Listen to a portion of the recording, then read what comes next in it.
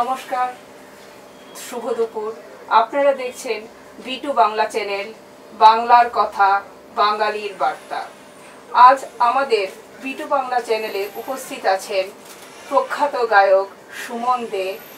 লোকসঙ্গীত উনি ভালো গান, সেই নিয়ে উনি এসছেন খিদিরপুর থেকে। এই নিয়ে দুটো বৃষ্টি গানের কলি আমরা শুনবো ওনার কাছ থেকে। লালন কয় জাতের কি রূপ, ওই লালন কয় জাতের কি রূপ, দেখলাম না এই নজরে। সব লোকে কয় লালন কি জাত সংসারে। সব লোকে কয় লালন কি জাত সংসারে। সুন্নত দিলে হয় মুসলমান, নারীর তবে কি হয় বিধান। বামুন চিনি পইতে প্রমাণ, বামুন চিনি পইতে প্রমাণ, বামনি চিনি কিসেরে। সব লোকে কয় লালন কি জাত সংসারে।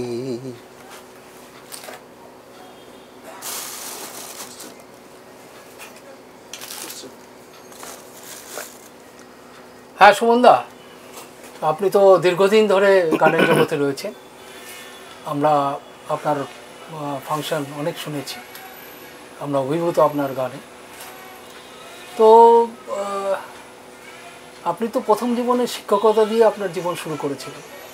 তো হঠাৎ আপনি কি করে গানের প্রতি এত আকৃষ্ট হলেন এবং গানটাকেই আপনি আপনার জীবনের পেশা এবং নেশা হিসেবে কমপ্লিট করলেন? দেখুন, ব্যাপার হচ্ছে যে মা লক্ষ্মীকে নেওয়ার জন্য মা সরস্বতী দুটো হাত থেকেই আমি চেষ্টা করেছি।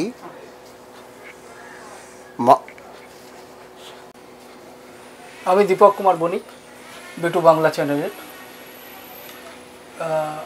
আপনি তো প্রথমে গান দিয়ে শুরু করলেন, আপনার অনেক গান আমরা শুনেছি এবং আপনি অনেক জীবনে সঙ্গীত দিয়েই আপনার জীবন শুরু হলো। কিন্তু আমি যতদূর জানি যে আপনি প্রথম অবস্থায় শিক্ষকতার সাথে যুক্ত ছিলেন, নানা রকমভাবে শিক্ষা দিয়েছেন এবং আপনার দ্বারা অনেক ছাত্রছাত্রী আজকে জীবনে প্রতিষ্ঠিত। সেই জায়গা থেকে আপনি গানকে কি করে পেশা এবং নেশা হিসেবে তুলে ধরবেন? দেখুন, মা লক্ষ্মীর আরাধনা করতে গেলে মা সরস্বতীকে প্রয়োজন এবং মা সরস্বতীর দুটো হাত দিয়েই আমি শুরু করেছি। এবং আমি যখন আপনার গান বাজনাটা শুরু করি সেটা আমার শিক্ষকতার অনেক আগে। আমি ছোটোবেলা থেকেই আমার গান বাজনাটা চালিয়ে গেছি। হয়তো আমার পরিচিতিটা হয়েছে অনেক পরে। এবার শিক্ষকতা দেখুন, চলতে গেলে রাস্তায় অনেক কিছু প্রবলেম ফেস করতে হয়, তো সেই হিসেবে আমাকে শিক্ষকতাটা চালিয়ে যেতে হয়েছিল। এবং তারপরে যখন আমার গানের জগতে পরিচিতিটা বাড়ে তখন আমি এটাকেই নেশা এবং পেশা হিসেবে রেখে দিই। এই গানের ব্যাপারে আপনার কি কেউ অনুপ্রেরণা ছিল, যে যার অনুপ্রেরণাতে আপনি এই সঙ্গীত জগতে এসেছেন? দেখুন, যখন আমি আপনার গান বাজনাটা শিখি, গুরুরা মানে আমাকে যে কথাটি বলেছিলেন, এবং এর মধ্যে একটা কথা বলতে হয়, আমি ইন্টারভিউতে আছে পরে কথা, সেটা হচ্ছে যে একজন প্রখ্যাত রাইটার, তিনি হচ্ছেন সলমান খানের বাবা। তিনি একটা কথা বলেছিলেন যে লক্ষ্মী আসবে এবং যাবে, কিন্তু মা সরস্বতী কৃপা হলে মা সরস্বতীর কৃপা হলে মৃত্যুর পরও কিন্তু সে বেঁচে থাকবে। চলচ্চিত্তম চলদ্বিত্তম চলজ্জীবনে যৌবনম চলাচলম ইদম সর্বম কীর্তি যশ জীবতি। তো সেই হিসেবেই আমি নেশা এবং পেশা হিসেবে সঙ্গীতটাকে রেখেছি। সঙ্গীতের তো অনেকগুলো পর্যায় আছে, যেমন আধুনিক, রবীন্দ্রসঙ্গীত, নজরুলগীতি, ভজন, আরও নানা রকমের।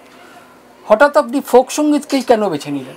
দেখুন, আমি দুটো স্কুলের আপনার মিউজিক টিচার ছিলাম, এবং সেখানে কিন্তু আমাকে রবীন্দ্রনাথের যে সমস্ত ডান্স ড্রামা বা সমস্ত কিছু আমাকে করাতে হয়েছে।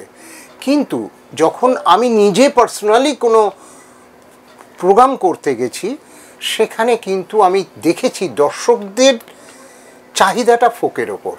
সেই জন্য আমি মোটামুটি রবীন্দ্রসঙ্গীত, নজরুলগীতি আমি করেছি, কিন্তু সেটা শুধুমাত্র শেখানোর জন্য, এবং স্কুলে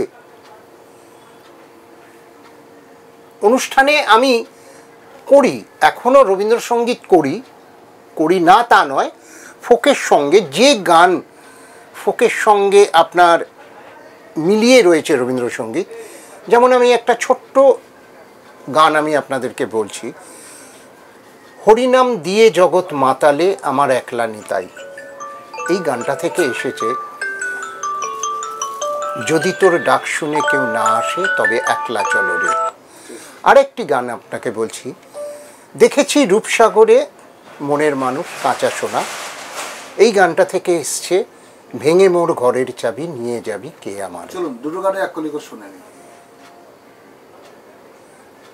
দুটো গানই শুনবেন। হরিনাম দিয়ে জগৎ মাতালে আমার একলা নিতাই, যদি তোর ডাক শুনে কেউ না আসে তবে একলা চলো রে। এরপরে দেখেছি রূপসাগরে মনের মানুষ কাঁচা সোনা, ভেঙে মোর ঘরের চাবি নিয়ে যাবি কে আমারে, ও বন্ধু আমার। বলুন। এরপরে প্রশ্ন হচ্ছে, আপনি কি শুধুমাত্র ব্যবসায়িক কারণেই তার মানে ফোক সঙ্গীতকে বেছে নিয়েছিলেন? দেখুন, আপনি যেটাতে পরিচিতি আপনার হবে এবং তাতে আপনার পকেটটা ভরবে, সেইটাতেই তো মাথা দিতেই হবে না। এছাড়া রবীন্দ্রনাথের গানে শিল্পী প্রচুর। এবার সেই হিসেবে দেখতে গেলে মানে যেটাকে বলা যায় যে আপনার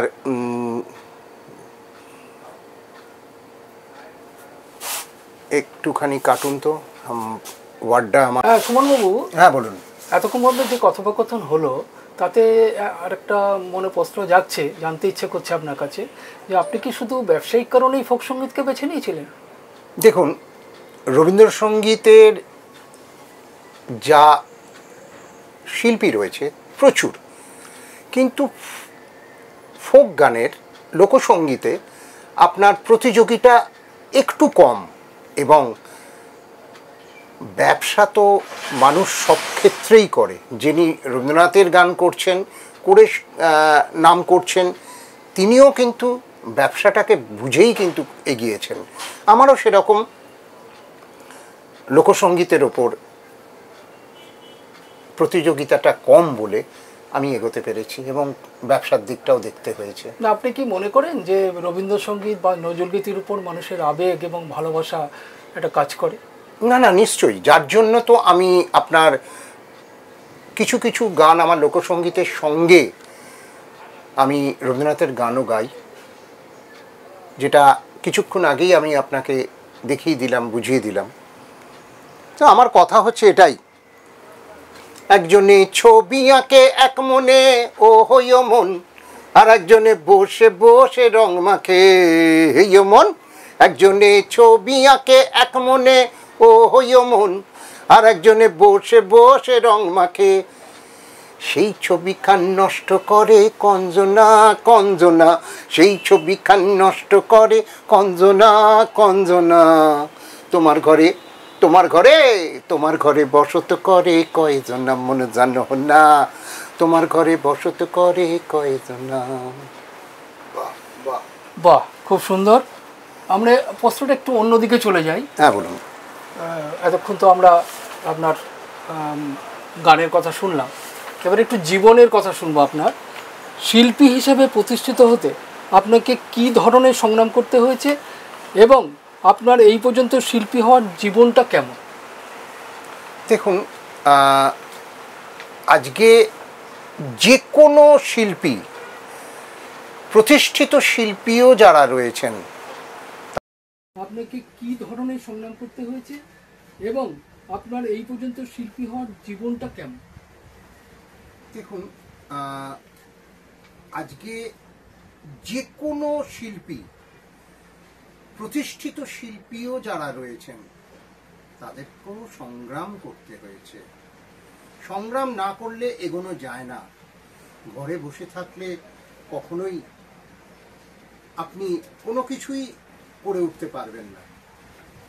আজকে আপনি যদি বড় বড় শিল্পী যারা রয়েছেন তাদের কথাও যদি ভাবেন, তারাও কিন্তু আপনার সেই রকমভাবে সংগ্রাম করেই তবে উঠেছেন।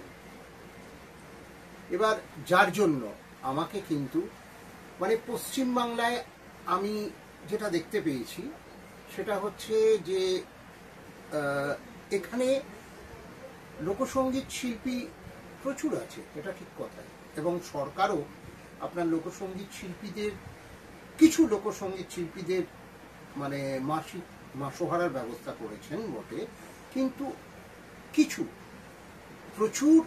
আর বাংলা হচ্ছে সঙ্গীতের জায়গা। সুন্দরভাবে আপনার সাথে নানা রকম পর্যায়ের কথাবার্তা বলছি, আপনি সুন্দরভাবে সমস্ত কিছু ক্লারিফিকেশন করছেন আমাদের দর্শকদের কাছে। এরপরের আমরা একটা অন্য প্রশ্নে চলে যাব যে আপনি কি শুধু বাংলাতেই সঙ্গীত পরিবেশন করেন নাকি রাজ্যভিত্তিক ভাষার উপরেও আপনার সঙ্গীত পরিবেশিত হয়? যদি হয় তাহলে সেই ধরনের কিছু গান, নানা ভাষায় আপনি যে গানগুলো করেন সেই গানের কিছু কিছু অংশ আমরা শুনতে চাই আপনার কাছে।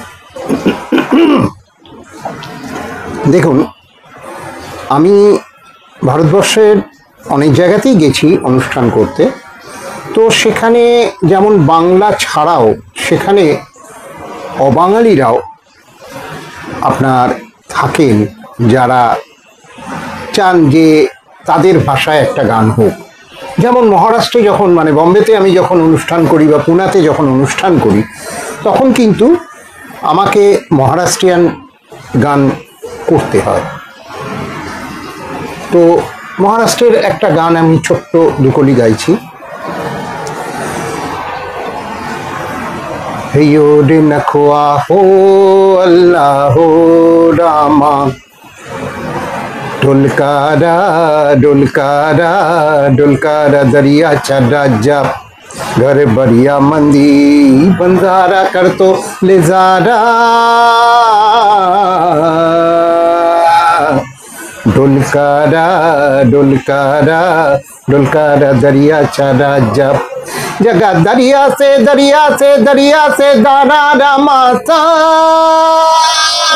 काओ सुन्नारा रे पूरब सुंदर लासा लासा लासा लासा। এবারে একটা আপনাদের সামনে আমি অসমীয়া গান শোনাচ্ছি। ফাগুনারো পশুয়াই আঞ্চলকি উডুবাহাই রঙ্গালি ওই বিহুরে নবাতরি বিলায় যায়, ফাগুনারো পশুয়াই ফাগুনারো পশুয়াই আঞ্চলকি উডুবাহাই রঙ্গালি ওই বিহুরে নবাতরি বিলায় যায়, ফাগুনারো পশুয়াই। এরপরে মানে আপনি শুধু বাংলার লোকসঙ্গীত না, মানে ভারতবর্ষের বিভিন্ন ভাষার আঞ্চলিক লোকসঙ্গীতগুলো আপনি বেশ সমান দক্ষতায় গেয়ে বেড়ান। হ্যাঁ, বাহ, আমরা মারাঠি গান শুনলাম, গুজরাটি গান শুনলাম। না, গুজরাটি গান আমি করিনি এখন, আমি অসমীয়া করেছি। অসমীয়া শুনলাম, বিহুর একটা যে হ্যাঁ, বিহুর গান আর কি। তো এবারে শুনে নিই আপনার মতো করে আর কোন ভাষা আপনি সাবলীলভাবে লোকসঙ্গীত গান? সাবলীলভাবে তো আমি প্রচুরই করি, যেমন গুজরাটি আপনি বললেন বটে, সেই গুজরাটি বলছি। এ মারি তারা মন্দরিয়া মা ঘন্টা বগা রে, মারি তারা মন্দরিয়া মা ঘন্টা বগা রে, উঁচা উঁচা দোলানি আমার ভারী চুপ রাজে, উঁচা উঁচা দোলানি আমার ভারী চুপ রাজে, মারি তারা মন্দরিয়া মা ঘন্টাটা বাগারে, মারি তারা মন্দরিয়া মা। এবারে আমি আপনাকে গোয়ানিজ একটা গান শোনাচ্ছি, যে গানটা থেকে আপনার নেওয়া হয়েছে ববি সিনেমার একটা গান। আপনারা গানটা শুনলে হয়তো কিছুটা আন্দাজ করতে পারবেন। শুনে নেই সেই গান। हौसैबा फुलतरी बैता गानू चल लगन बैता मकसैबा बात ना कोई मकसैबा बात कोरोना आका मुइजा तारे अम्मा मा मकबारुन पाडू इचिर दोना गे गे गे गे गे गे रे साहेबा गे गे गे गे गे गे রে সাহেবা মাকানাকা গা মাকানাকা গা মাকানাকা গা। এটা একটা গোয়ানিজ গান। বাহ। আমরা গোয়ানি শুনলাম, গুজরাটি শুনলাম, অসমিয়া শুনলাম, মারাঠি শুনলাম, বাংলাও শুনলাম। মানে আপনি যখন বাইরে প্রোগ্রাম করতে যান তখন বাইরের শিল্পীরা তাদের নিজেদের আঞ্চলিক ভাষাতে গান শুনতেই চাইবে, তার সঙ্গে বাংলা গানের চাহিদা তাদেরকে কতটা টানে। দেখুন, আমি এই গানটা সবসময় সব জায়গায় করি। সেটা হচ্ছে এখন যেভাবে মানে আমাদের জেনারেশন চেঞ্জ হচ্ছে, যে আমরা ভুলে যাচ্ছি আমাদের বাঙালিয়ানা। তো সেই হিসেবে আমার একটা গান আছে, একতারা বাজাইও না, দোতরা বাজাইও না, ঢাক ঢোল বাজাইও না, গিটার আর কঙ্গ বাজাও রে, একতারা বাজাইলে মনে পইরা যায় একদিন বাঙালি ছিলাম রে। আলতা পরিও না, শাড়ি পরিও না, প্যান্টার ম্যাক্সি পরো রে, আলতা শাড়ি পরিলে মনে পইরা যায় একদিন বাঙালি ছিলাম রে। শুক্তো রাধিও না, পায়েস রাধিও না, মোগলাই আর চাইনিজ রাধো রে, শুক্তো পায়েস না দিলে মনে পইরা যায় একদিন বাঙালি ছিলাম রে। মানে বাংলা গান ট্রেন্ডটা চেঞ্জ হচ্ছে, গানের মধ্যে দিয়ে সেটা বোঝানোর চেষ্টা করছে একদম। এবার আমি জানতে চাইছি যে বাইরের মানুষ বাংলা গানকে কতখানি, বাঙালি একটু বাংলা গানকে ভুলে বিদেশি ভাষাকে, মানে বিদেশি বলতে অন্য আঞ্চলিক ভাষার প্রতি বেশি আকর্ষণ দেখায়, তেমনি ভাবে অন্য আঞ্চলিক ভাষার মানুষেরা কি বাংলা গানের প্রতি সমান আকর্ষণ তাদের কাছে? একদম। কারণ অভিজ্ঞতা দিয়ে জানান। হ্যাঁ, আমার অভিজ্ঞতা দিয়ে যেটা বলছি, কারণ আমি তো চোখের সামনে দেখেছি যে আমার বাংলা গানগুলো রিদিমটাকে তারা ফলো করে বেশ। হ্যাঁ, এবং রিদিমে তাদের মাথা নাড়ানোটা তাতে বুঝেছি তাদের ভালো লাগছে, ভাষাটা বুঝতে পারছে না, তালটা ভালো লাগে, তালটা ভালো লাগছে। মানে আজকাল আমরা সুমন দের সুন্দরভাবে তার অভিজ্ঞতার সঙ্গে বিভিন্ন আঞ্চলিক ভাষার গানকে আমরা শেয়ার করছি আপনাদের সামনে বিটু বাংলা স্টুডিও থেকে। তিনি বিভিন্ন জায়গায় তার এই গানের ডালি নিয়ে ছড়িয়ে ছিটিয়ে ছুটে যান, তিনি তাদেরকে গান শুনিয়ে তাদেরকে আপ্লুত করতে।